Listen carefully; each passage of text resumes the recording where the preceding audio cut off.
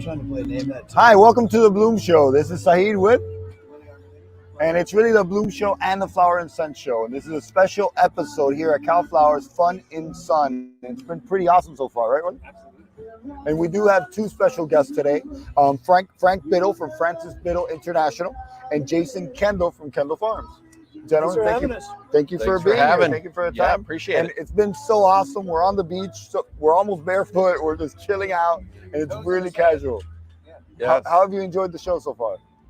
Oh, it's been phenomenal. We're at the Hotel Del Coronado, as you guys know, and anytime we can kind of have a show at the Hotel Del on the beach, can't complain too much. It's been awesome. And we're selling some flowers at the same time. And we got hit with a heat wave, so inland it's hot, and here on the beach it's beautiful. So we picked the right time to be on the beach. It's been awesome. Not bad. And just the views have been crazy. The sun setting today was just awesome too, right? Oh, beautiful. It's just beautiful. So let's start with a couple questions. You wanna break the ice? Well, first of all, when you introduce Frank, you have to say it's FBI. FBI. All right. FBI, I'm sorry. Trade winds. That's right. Well, we sort of know who you are, but tell us who you are. So you're Jason from Kendall Farms, and you're a grower. Yeah. Jason Kendall, Kendall Farms. I'm a second-generation flower grower. So we grow cut flowers up in Fallbrook, California. We grow drought-tolerant cut flowers. We were originally avocado growers. My father started it back in '87, and we were in avocados. And he noticed right away that avocados take a lot of water. And we don't have too much water in Southern California. So that's when we switched over to the drought-tolerant cut flowers like the wax flower, the eucalyptus, and the proteas, and all. How many years ago did you switch? Well, in '87, so it was probably a couple of years after that, in the early '90s, because we switched over. We kept some, but over the years, we've taken out all our avocados. And how many hectares are you working with? So we're about 520 acres. Acres, okay. Yeah, 520 acres. And in production, is probably around 350 of that is in production. It's all outdoor, right? It's all outdoor, yeah. Our propagation, we propagate indoor plants, but everything that's outdoors in the fields.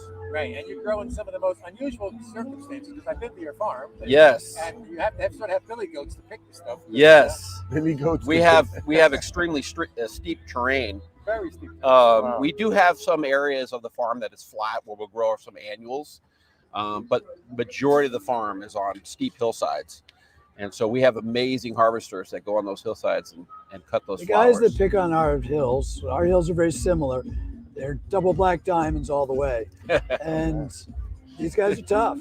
And they wouldn't, frankly, have it any other way. We have warehouse jobs, and these guys on a million years would want that. They love their views that they're working in. They're outside. They're well paid. It's a great life, So, and they're tough hombres, that is for sure.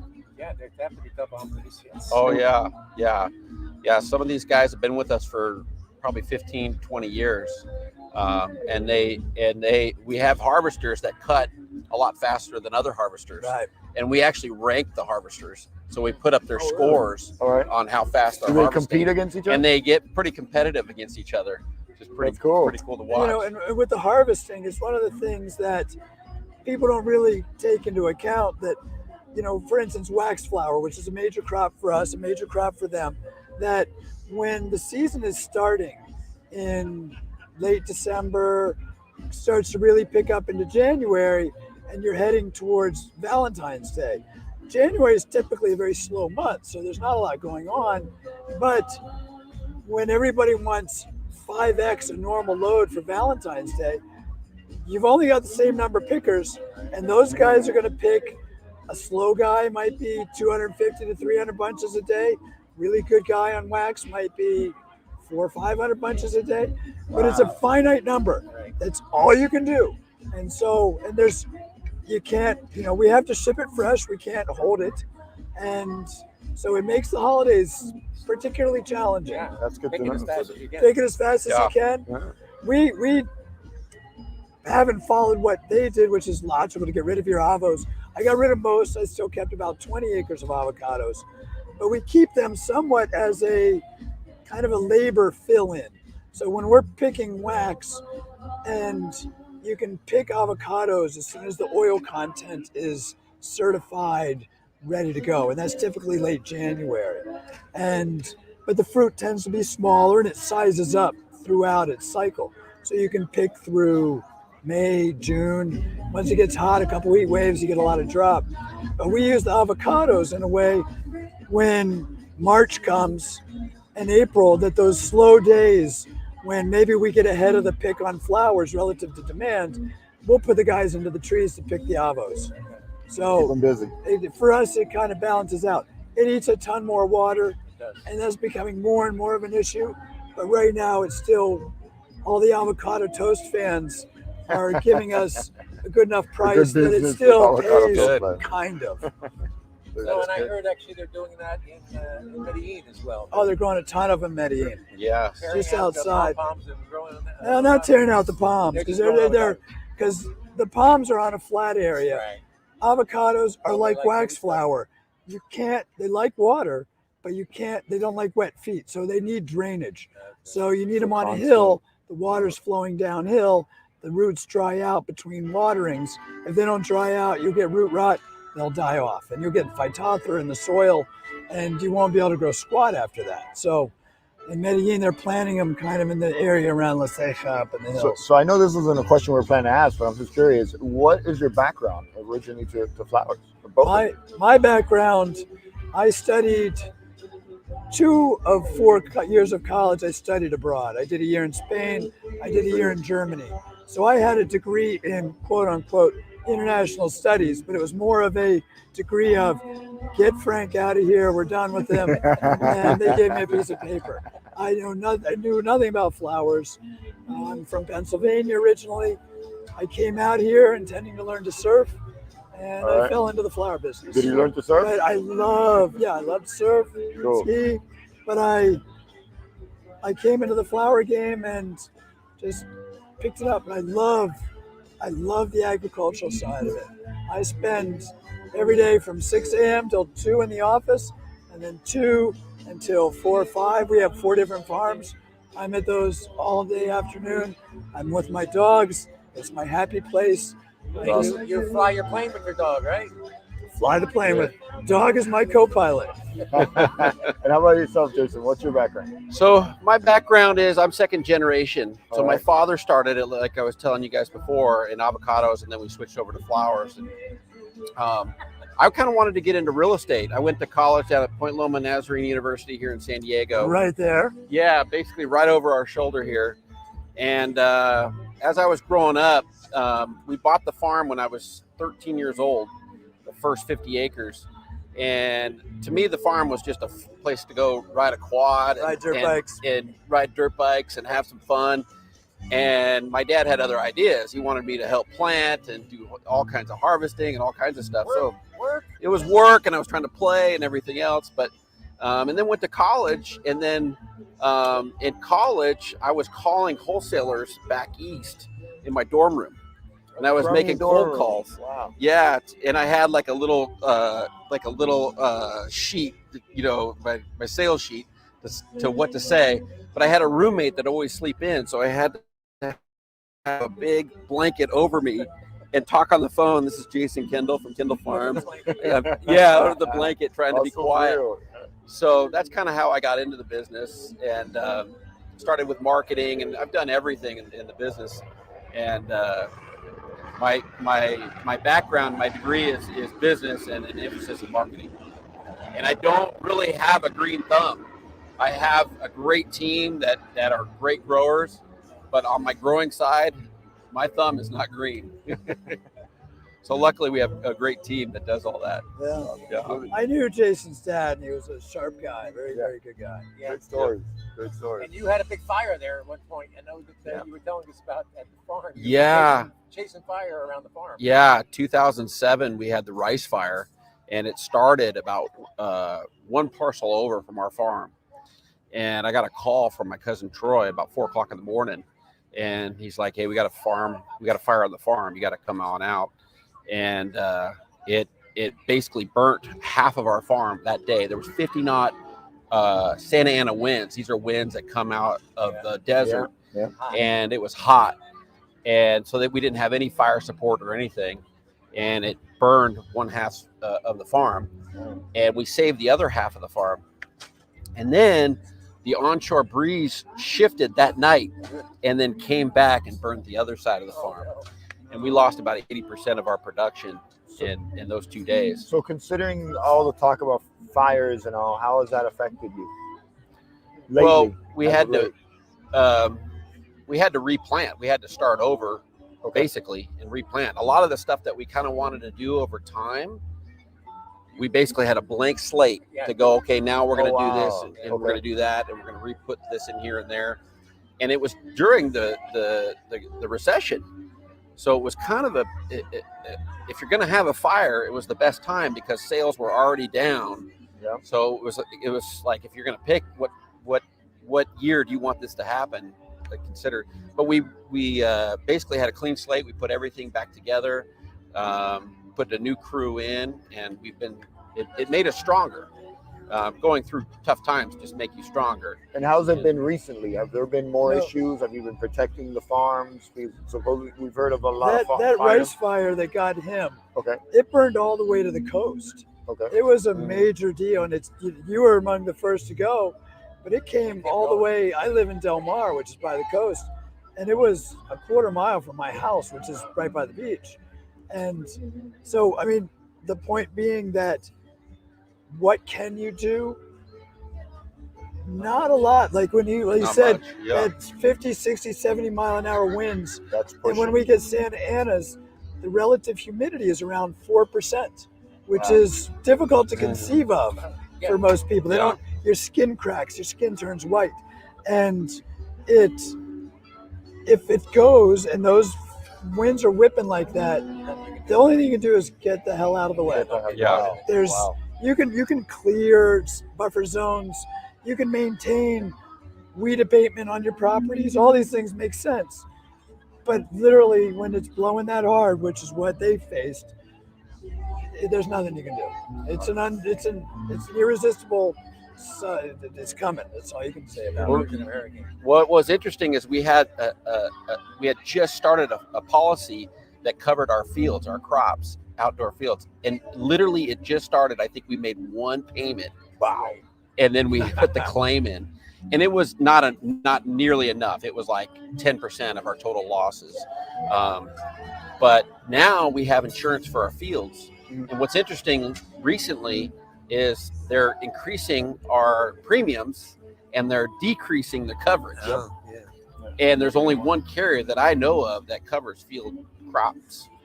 And so we're kind of, stuck with getting less and less coverage. So it's a challenge where we're at. It's a big challenge with fire. So, and water as well, obviously. Yeah. So our wells are down about 90% right now. By how much? 90%. 90. Yeah. Wow. We usually are on all well water, and that covers all the farm. And right now we're having to obviously buy a ton of district water. And so we're in a major, major drought right now. We dug a well in an area that typically is produced for us. And we got to go deep typically. I've got wells that are 700 feet.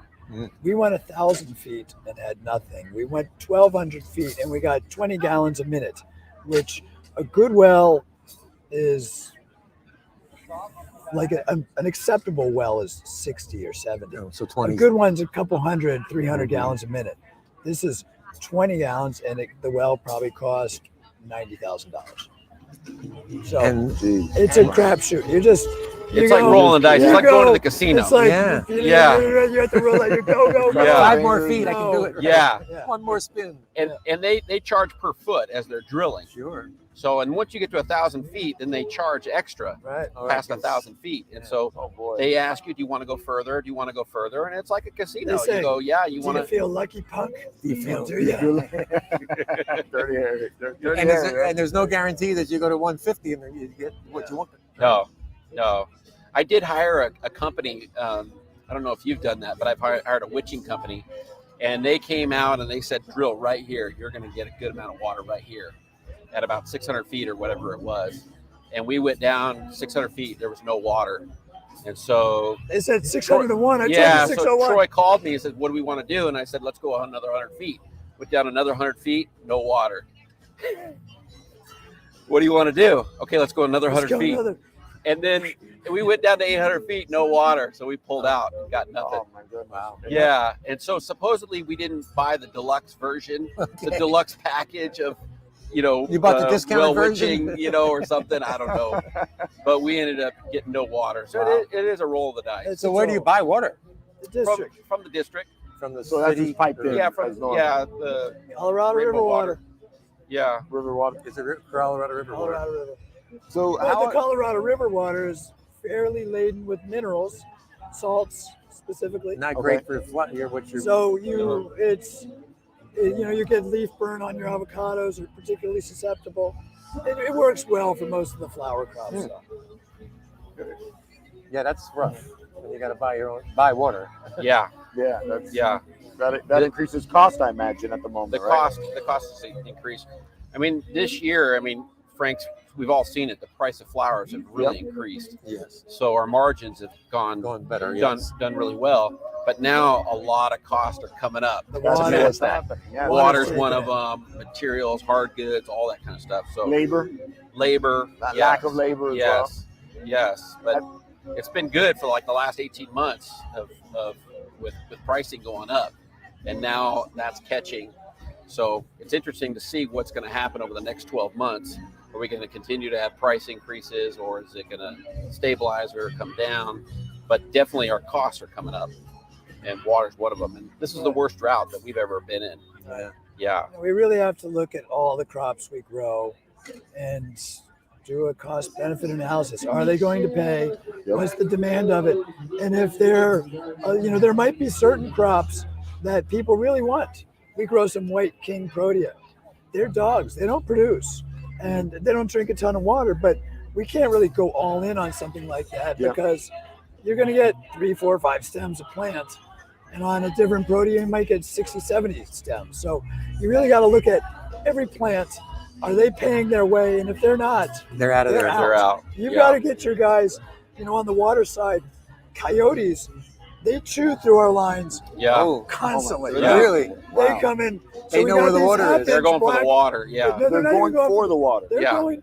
I don't think so. Shit. Sorry. We've had some. Well, what do you know? I think they're mostly dramatic because they like to chew on stuff. They just like chew toys.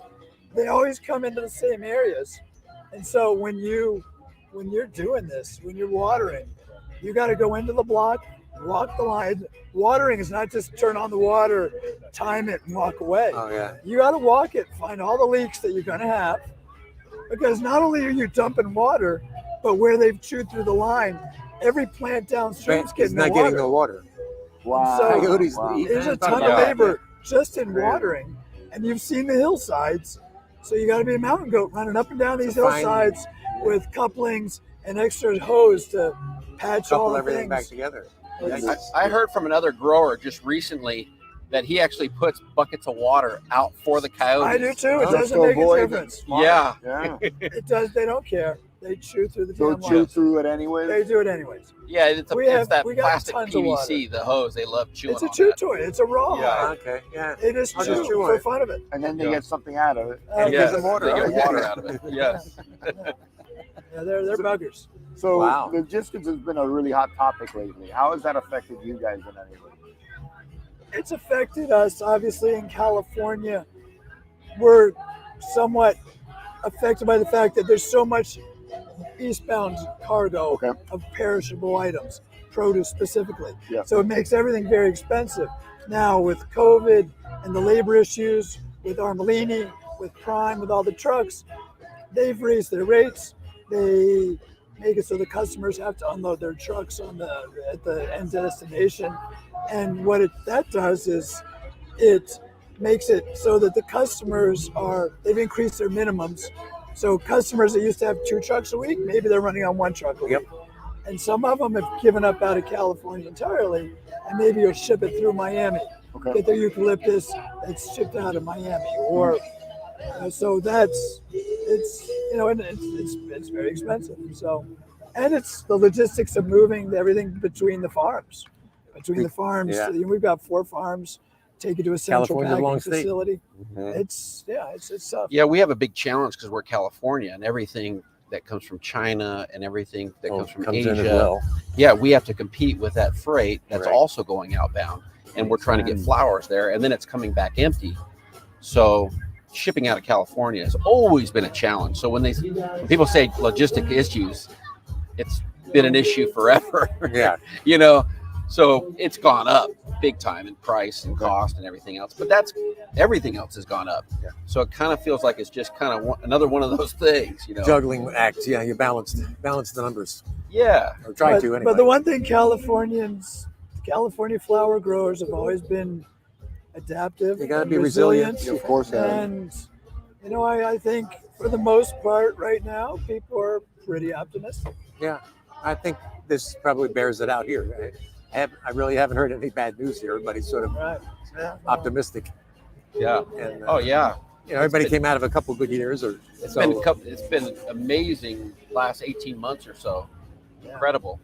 Yeah. I don't know what the next 12 months looks like. That's what all of us are talking The about. next 6 exactly. months, Yeah. and the next 12 months, we'll see. Yeah, We'll see. We're kind of seeing the crest of the top, and so how do we plan for that? We got to be thinking three years down Yeah, the you road got to on what plant we plant, accordingly. and we're doing perennials. A rose grower in Ecuador will put a rose flower plant in, and they'll be picking, not a lot, but they'll be picking on it in 7 to 8 months. Yeah. 7, 8 We're months. looking typically 2 years. Really? Yeah, And take it to, if you planted a protea plant right now, in 2 years you'd get 4 or 5 stems. In 4 years you'd get 30 stems. 6 years you get 60 stems. They just keep But going. it's a long. You've got to be an optimist. You got to be optimistic. Yeah. You got to feel that there's a. And you got to nurture the plant the whole time. and nurture it. we've planted a lot of eucalyptus and waxflower over the last year and a half. A lot of eucalyptus. The demand for eucalyptus has It's been skyrocketed, crazy. and so we're planting quite a bit. But we're wondering when that demand's going to run out. Yeah. It's a big trend. But we've got a lot in the ground, a lot of baby plants in the ground. Right. That'll be coming up in the next couple of years. Yeah, we've planted a lot of eucalyptus as well, and a lot of people have, but it still seems at this point it's nowhere near reaching the demand for it. The demand still Really? far outstrips So the demand the massively Yeah. increased production that many of us have participated in is still Sucking that up. Yeah, pulling it the right demand out is as strong. fast as we can. Wow. Eucalyptus, really. There's a lot of people planting, and this happened, I think, about 10, 15 years ago when a lot of people, maybe 20 years, when a lot of people planted eucalyptus and planted it so much, and then it They drove crashed. down the market. And that's what's kind of And that'll happening happen. now. Yeah. It's the That's classic That's what farmers. growers do. We plant until we Yes. just kill the market. Yeah. I grew up in South Florida. I mean, in South Jersey, in farmland, and basically, nobody grew peppers this year. One guy grew peppers. Great. Peppers were getting great. Everybody grew peppers. Everybody next year. plants peppers. Yeah. Yeah. And it Tomatoes, Yes. everything follows that boom and bust. So everybody's sticking to eucalyptus now. Everybody's Well, a going lot for of people have. The one beautiful thing with ukes is ukes don't require a lot of water, it. We don't. but if you give them a lot of water, they'll grow and they'll produce. If you try to skimp on the water, they'll survive and they'll be okay. Okay. So once they're established, so you can pull back on the cost a little bit in the production, but right now you're cranking the water to them. Ukes was also pretty much a hassle-free crop, but it's probably been about 8 years that the tortoise beetle came There's along. been a beetle that comes So along. this- Yeah. This boy. tortoise beetle came, I believe it was out of Africa, and it looks like a little ladybug, but it's kind of grayish in color. The same exact body type as a ladybug, Yeah. and it lays these orange eggs that then turn to larvae, and the larva eats the ukes. Yeah. They really like the baby blue, Mm. and they like the bonsai, and they like silver dollar. Yeah. They don't All touch your- All parvifolia, your nice crops. and they're easy to kill, so they're easily treated. But it used to be that all you did was water your ukes and And it was fertilize done. them. Now we got to spray them, but it's not that often. It's not that big of a hassle.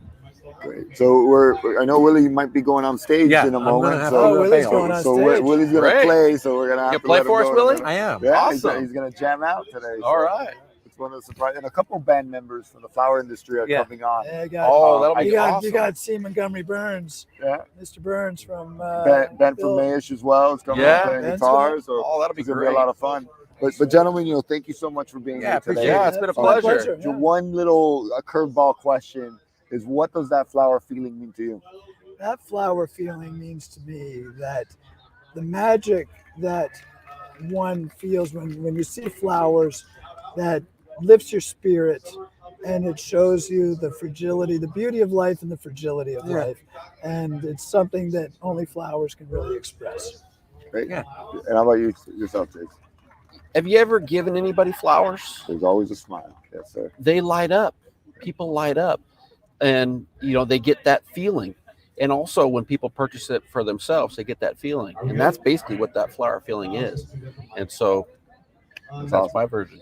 Yeah, it's that feeling. That feeling. And, That's and what we, it we is. appreciate your support No, in that thank flower you. feeling. Guys. Thank you so Yeah. much. And really, thank you. Really, we're here to help, and thank you so much for your support and being here today. And it had a bunch of questions. We didn't even go through them, but we learned so much But we today. found out information. It That's was what we're here awesome for. information that I think the audience could really enjoy and make better decisions based on those things. So thank you again, gentlemen, for Thank you being with us today. for having me. All right. Great. Thank Great. you. So we're basically live. Actually, I forgot to mention. So you guys can just walk out and take off All right. and All right. the next guest will come Rock in. on, Willie, dude. And Willie's gonna Okay, rock it. here we go. Willie's gonna All rock right. it. So again, we have Willie right now. Steve Dion's on stage talking. There's been a lot of events happening, so it's been really exciting. And Willie's been taking pictures all day, right? Willie? All day. Yeah. So Willie's getting excited right now to go. Yes, jam, I'm right? going So to Willie's bail gonna go, on you. and I'm gonna be running the show by myself because Willie's out, and I think we have the next guest coming. I can barely see because of the light. But gentlemen, thank you very much. How are you? Juan Carlos? How are you, FJ? Thank you. Yeah. Seeing you guys throughout the day. Right? Thank you for joining and course. taking a minute of the festivities to hang out with us. Yeah, no, of course. So Really how do we true. do this? We just Just clip it on. flip it on there. Clip it on. Yeah, we're good to go. we're right. good to go. We're already live, so we've already Oh. checked everything. Yeah. It's Okay, perfect. sorry. It's just a flow. No, you're, I didn't realize that. you're Sorry. comfortable. It's chilling out, man. So it's really relaxed. How's the show been for you? It's been great. Been enjoying this scene? Like, it's been so chilled, and you saw the sunset today. It's incredible. It was incredible, It's man. incredible. It was Yeah. beautiful. Yeah, it was a beautiful setting, beautiful show. It's good to be able to get back together with everybody after COVID. So And that's what everybody's saying. It's just there's great energy here today. Yes. There's a great environment there. Tell us a little bit about your favorite highlights while we've been here. It's been this whole setup. I mean, the whole thing, it's Hotel Dell is such a beautiful place, and it's almost impossible not to like it. I've been to a few shows up there, and I have to say this has been one of the most exciting. The whole setup. The whole right at the sand, right at the ocean. It can get better than San Diego. It's like you're working, but you're on vacation almost. Right? yes, Yeah. You got to watch the photos you send back to the office. 'Cause you're like, wait a minute. I thought you said you were working. I'm like, yeah, we are working. Yeah. You have to look exhausted. Yeah, exactly, right. Exactly. So do me a favor and we got a Photo. Oh, hey, Señor Franco. Hey. So Juan Carlos, do us a favor and introduce yourself to the audience. Yeah, so Juan Carlos with Dramm and Echter. I'm the sales manager for the company, and also I do procurement as well. I've been at the company for 25 years this January.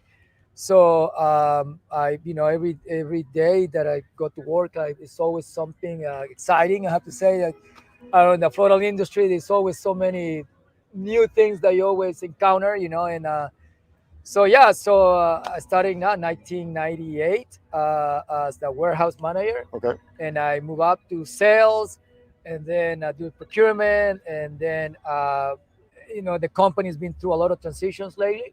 So I think that's it for me. So And how about yourself? FJ That's it. Trzuskowski or Francis Joseph Trzuskowski Jr., All right. whichever is easier. I think Jay And, Schwanke was saying FJ. Yeah, FJ. That's it. That's right. FJ is fine. I'm VP of Sales for Continental Floral Greens. Okay. I've been there 7, going on 8 years. I've been in the industry close to 30 years. And Continental's a big greens grower. That's what we focus on in Washington, Oregon, California, Florida, have a strategic partnership in Guatemala. We're in Group- Florida. I'm sorry. We're in DeLand, so we have farms up in DeLand area, and then we Alright. have sales and operation in Miami also for hitting all of our wholesale clients. So we have a wholesaler, right? Grower wholesaler as well. Grower grower wholesaler, and correct. you are solely Grower.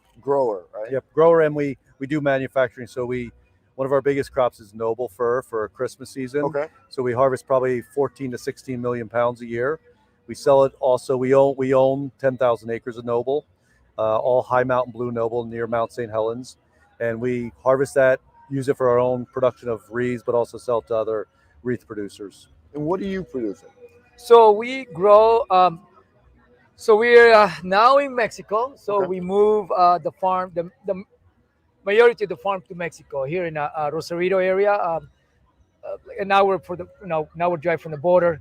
So we are mainly growers of lilies, gerbers, spray roses, but we have some key partners as well. So that grows larkspur, serenade asters, dusty miller, limonium. We have some succulents up there in the same Wow. location, You guys have in the same farm. Now we do have again brokers and partners like Continental that we work with them. We are so blessed here in San Diego that we have people that grows eucalyptus pretty much. we've heard that's city a hot eucalyptus. item lately. Oh, Very I mean, hot. it's, It's not going to stop being hot for a long time. oh, I know. I mean, the greenery has been How, insane. how long has it been coming up? I think Uke's been popular for years, but the Right. demand is just ridiculous. I mean, we joke and say if I had 3 times as much, I could sell it all. So without when I even- think of uke, I think of the health benefits, right? Yeah. So do you think that has something to do, like the flower feeling, the health benefits? Is that something? I think it does. I mean, it's when you visit supermarkets, you can even see people smelling it, like just grabbing it, and there's that connection between eucalyptus and the aromatherapy. So I think there is a big part there. It's pretty interesting. Yeah. Huh? It's, Yeah. it's to see that after COVID. So after COVID, did it shoot up? I think it shot up, and I said I think the interesting with COVID, we all saw a big bump in sales. And also, And yes. I also saw, I think we saw a big thing where certain customers had certain recipes they really liked, okay, but it was less specific. They just said, I need something that's going to sell. gotcha. And which Yeah. really helped us a lot. It was more revenue driven than I have to have 3 stems of huck in this arrangement. It was just give me something that's going to sell. That the end consumer is going to want. Okay. Eucalyptus is a hot button for I everybody. remember right before COVID when it was happening, we grabbed bunches of eucalyptus and put it in our room Yeah. just Yeah. for our lungs and be safe. And we're over prepping. Yeah. But I could imagine that continued for some Yeah. people. Well, yesterday I was playing golf with Bob Myers from Okay, Bob yeah, of Cover. course.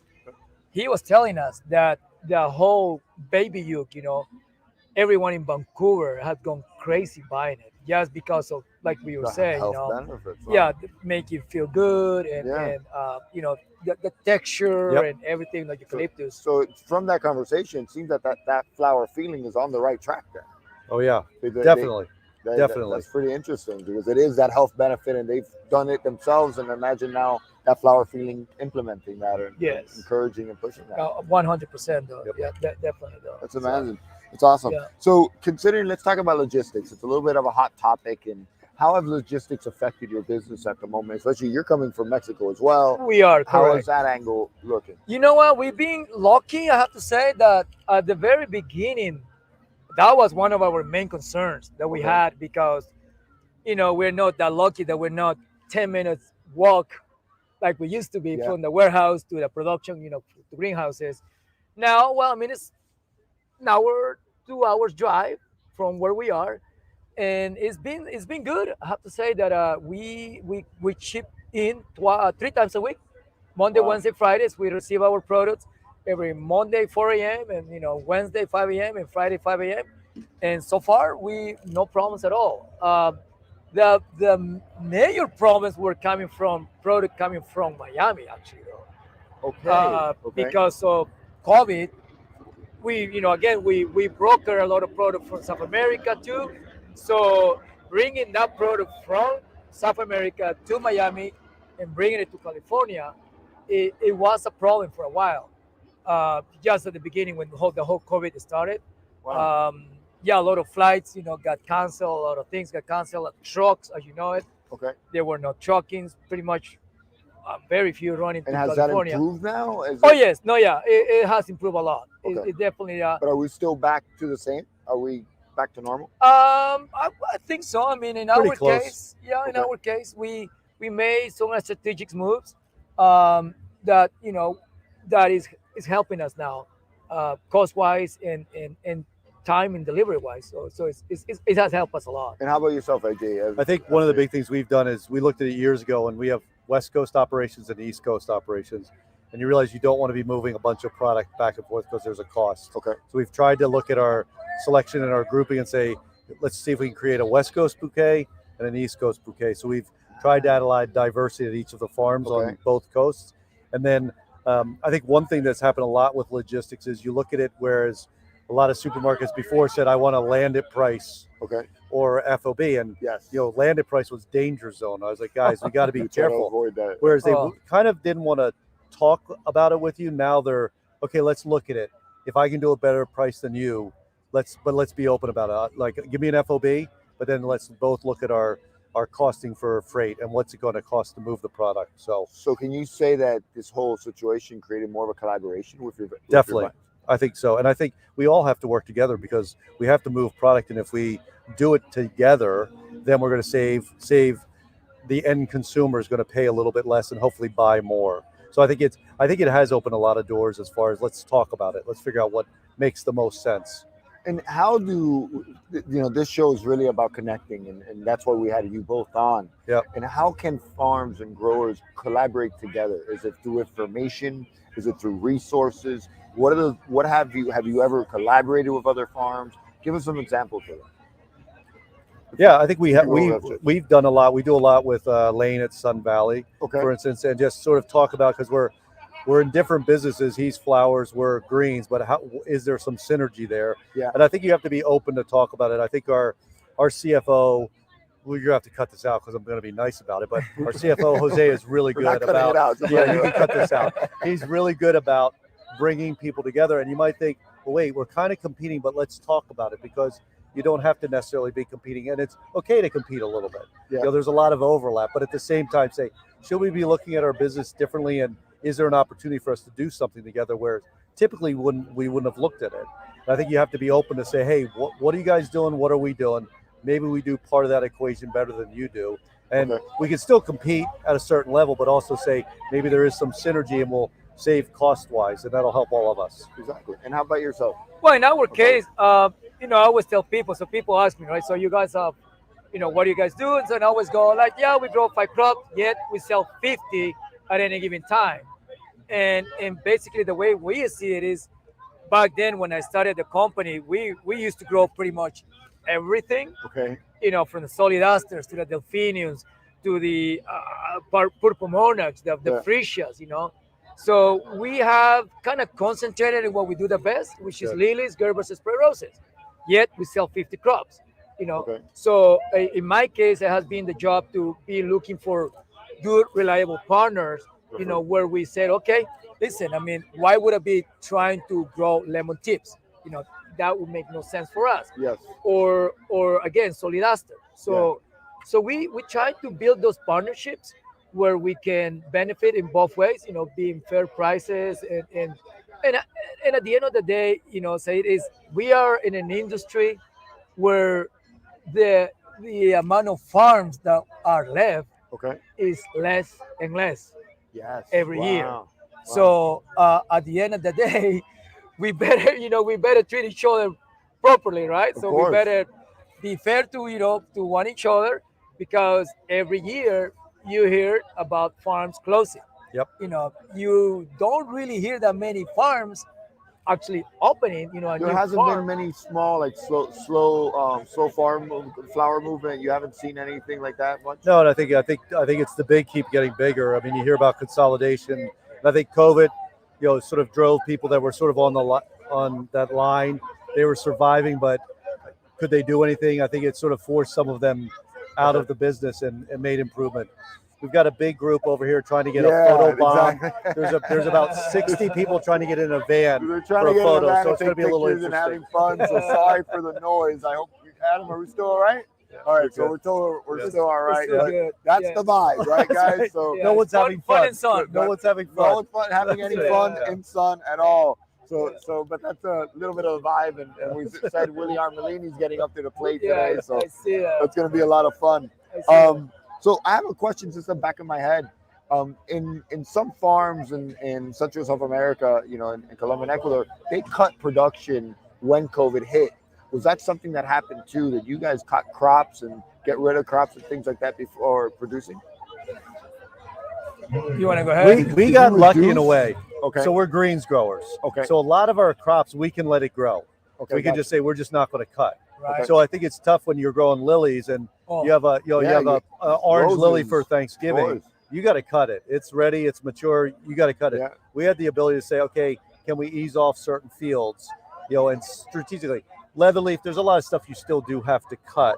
So did we waste some? Yeah, you wasted some, but you try to look at the big picture and say, can we just, if we don't go into that field, can we let it grow a little bit longer? And then are we going to be able to get what we want out of it a couple months from now? Okay. So we were a little bit more strategic about that. I think that's an advantage of being greens. I don't think the flowers guys More had that consistent. advantage. Yeah. How no, about yourself? I mean, I don't really want to even picture those days, to be honest with you, because all what I see is a big giant dumpster full of Oh flowers. wow. We couldn't.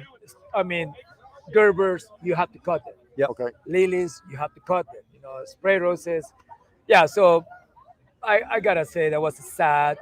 Those were sad days. We couldn't even give them away. I mean, we had it hundreds of thousands of stems of flowers that went into trash cans. Wow.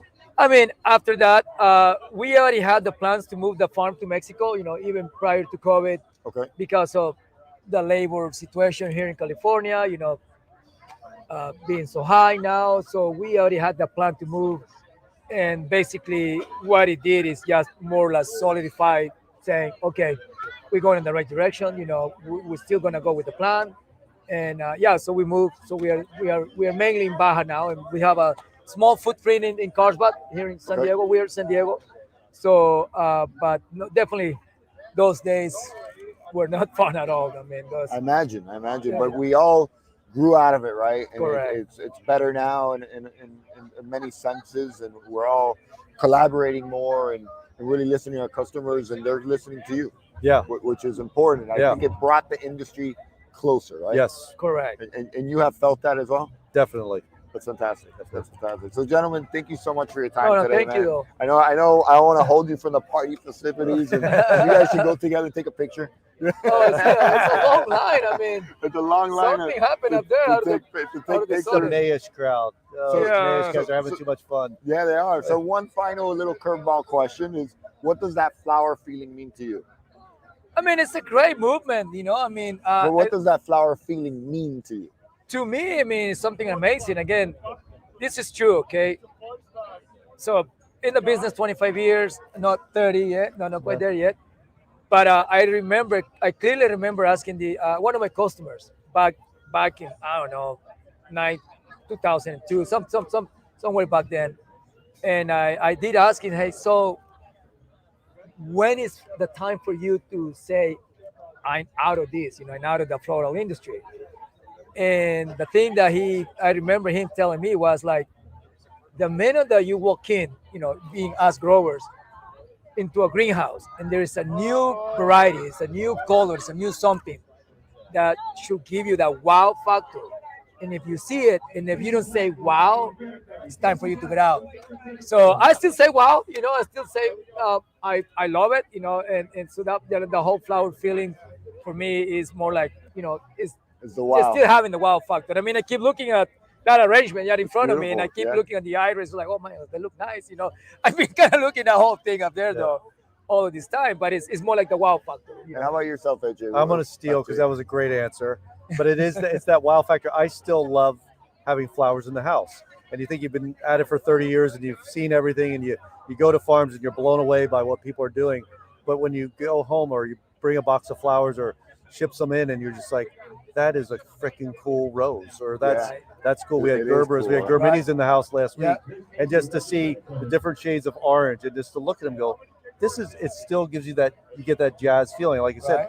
I think that's what the flower feeling means to me, is that that excitement. And if we can bring it to more people, it's going to be awesome for all of us in And the that industry. flower buzz, right? Yep. That Yep. flower buzz. So Yep. gentlemen, again, thank you so much for your time. Thank you and for your openness and having conversation and for coming out of your comfort zone, to join us as well today. So thank you both so much for your time. Thanks very much. Appreciate it, man. This was awesome. And now enjoy the festivities, and I'll see you at the bar, right? All right. All right. Thank you. Thanks a lot. Take This off. was great. Thank you, guys. Thanks. Thank you, guys. Truly All right. appreciate it.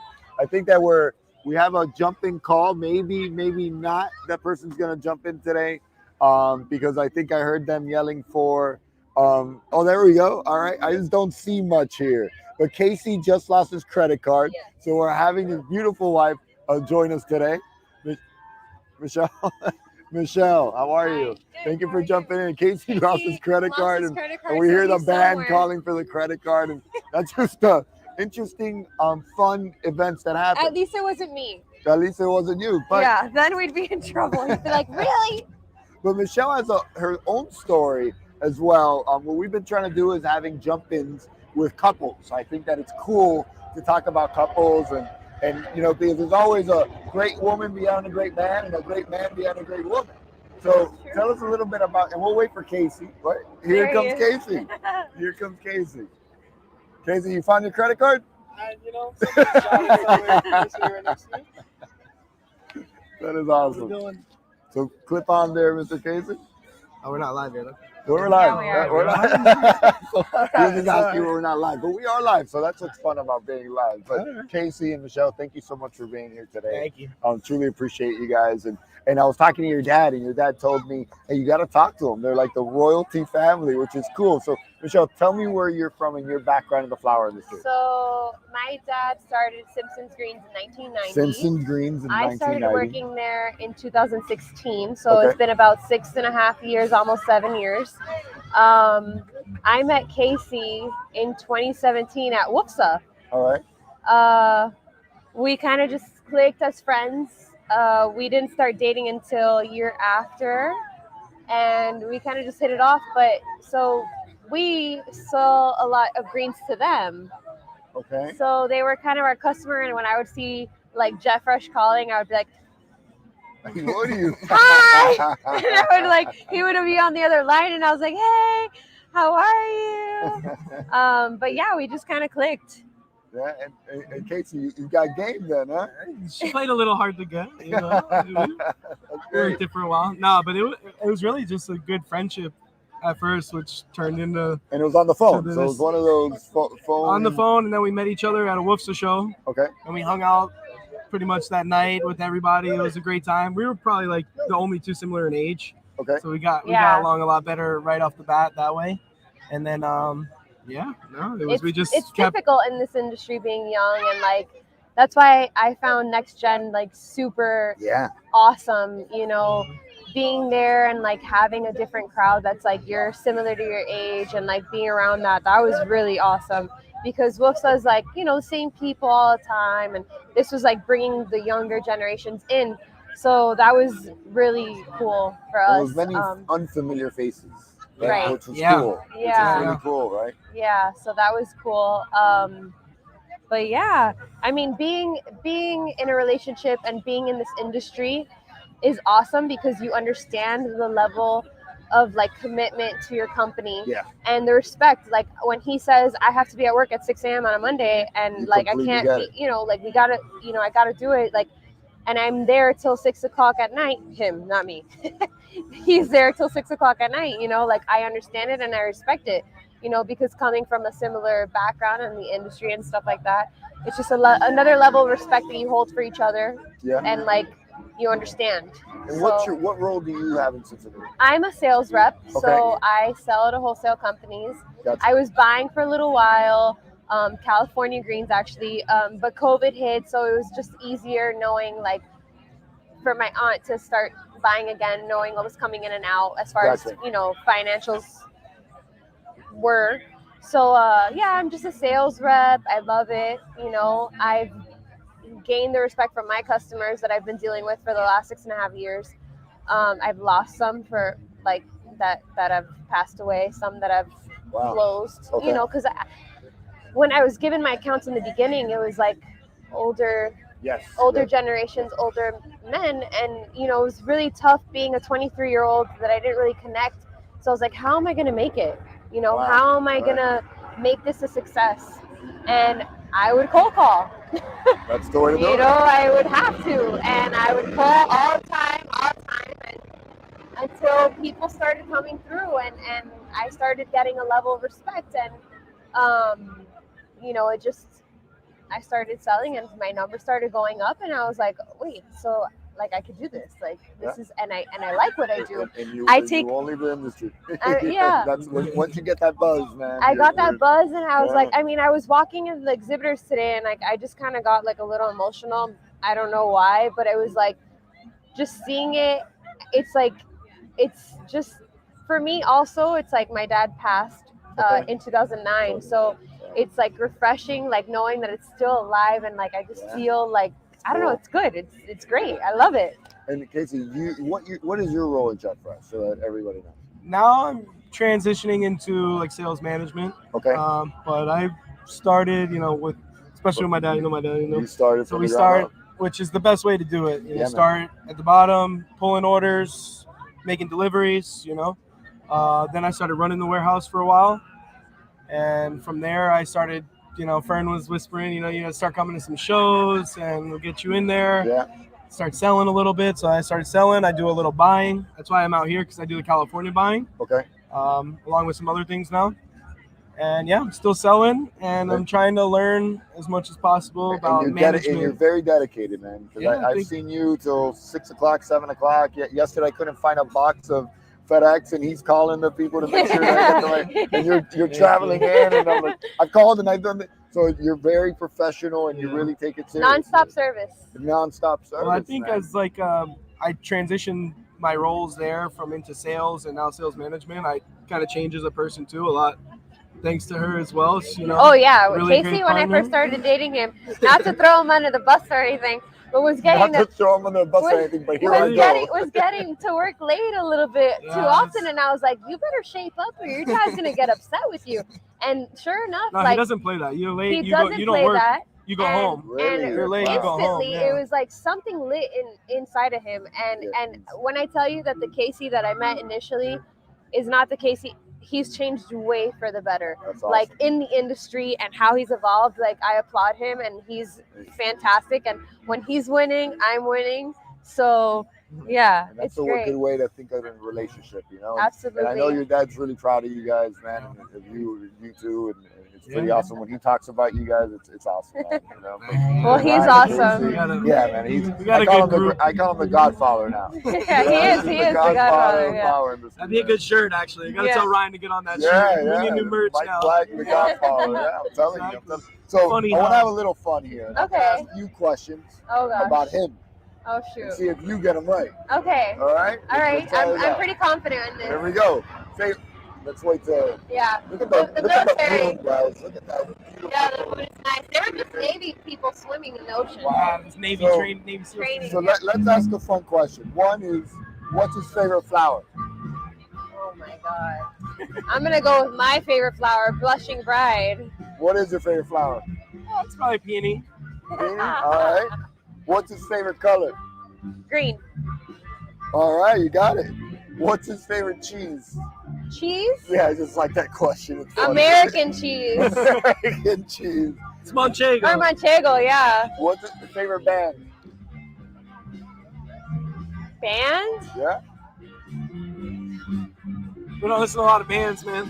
Sublime. I mean, Red Hot Chili Peppers, Sublime. That's a hard one. Yeah. He also listens to what I listen to. All right. That'd be a good all right. answer. That's Sublime. Sublime, And then- Red Hot Chili Peppers, Flat, cat, or jet? Jets. That's not even a question. He Jet hates is cats. Well, he awesome, doesn't man. hate cats, but Jet's my boy too. Yeah, loves man. cats. Like that. So Casey, we'll do it with you. What's her favorite color? Your favorite color? Pink. There you go. Favorite flower? Blushing Bride. Oh, you cheated on that one. Favorite cheese? Favorite cheese. Manchego. Manche- Vermont cheddar. he's like me, you see? Oh, you got it, man. Hey, I'm bringing someone. Favorite band? She likes any concert with the band. You don't have a lot of bands. I don't know. It's like hip hop, you know. Okay, guys. I like them Post all. Malone. That's what I was gonna say too. Favorite food? Favorite food? Stone crabs. Stone crabs. Holy crab, check them Yeah, out. you got an expensive. Holy crab delivery. They deliver all nationwide. It's your own stock in the burger. It's your own stock. Plant, cat, or jet? Jet. Jet all the way, man. If you haven't met Jet, you have to go visit him to meet Jet because he's awesome. He howls at you. He has conversations. And that dog is Can we so add him cool. my screen in, Jet? Can we like Should've you brought can put him Jet. here? Yeah, man. I'm gonna, for Christmas, I got a plan for you guys. Remember to send me a picture, guys, please. But again, guys, thank you so much for jumping in. Thank Really you. appreciate Yeah, it. for having And us. I'm glad that people got to know you guys. Yeah, you know, at another level. absolutely. This is great. Really- This is awesome. Yeah, Love this. We made we're it to the lucky. couch. Yeah, Mama, we made it to the couch. Mama, we made it. So guys, thank you so much. Thank Thank you so much. We're gonna bring some other guests. You can just walk Okay. out. And thank you again, guys. So you don't rip it. Yeah, I was about to walk up don't with take it. it with you. So thank you to Casey and Michelle. Thank you again, guys. Truly appreciate it. And really, cheers. So really, this is a wrap. You know, we've done this for 2 days, for 3 episodes. It's been amazing. Thank you to CalFlowers. Thank you to Steve Dion. Thank you to Monet for really allowing us to do this.